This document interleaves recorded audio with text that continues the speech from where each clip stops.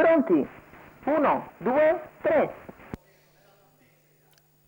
Tutto ok, si va in partenza con veloce il 5 di Adrenalina che però sbaglia. Numero 1 Ci sono Donatello parecchi errori e Daniel squalificato. Avu sfila a Numero condurre 2 dal Duanacciak 13. SM squalificato.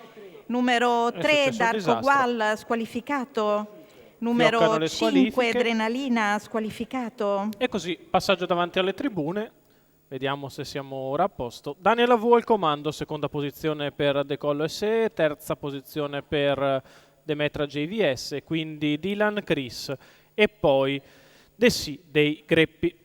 32,8 per i primi 400 metri di corsa e si va sulla curva di destra.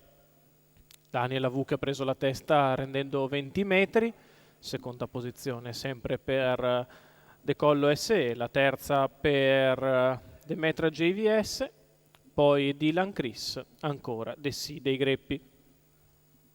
Non cambia nulla, ma non può essere altrimenti perché Daniel Avu da meno 20 è riuscito a sfilare al comando sfruttando tutto ciò che è accaduto nei primi metri e così ora può amministrare le operazioni, nessuno va all'esterno. E il battistrada si può portare a concludere il primo chilometro in 1:19,8. Passaggio davanti alle tribune con Daniel Avi al comando, seguito sempre da Decollo SE, poi Demetra JVS, ancora Dylan Chris che sposta al largo in anticipo su Desi dei Greppi, cerca di ricongiungersi visto il ritmo lentissimo Darling Lady.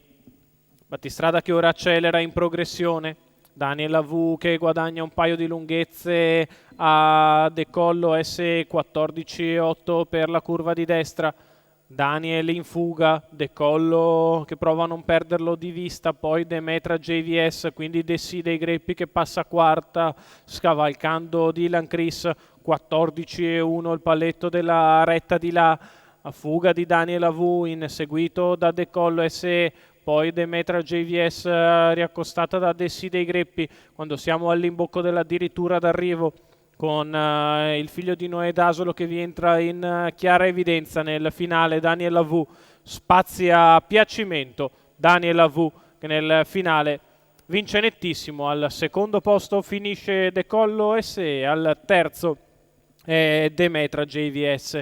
28,6 ad arrivare, 57,5 gli ultimi 8, 1,16,7 il ragguaglio cronometrico, la vittoria di Daniel Avu, Manuel Pistone per il training di Giuseppe Pistone che vanno al raddoppio veloce dopo la vittoria di Express Avu.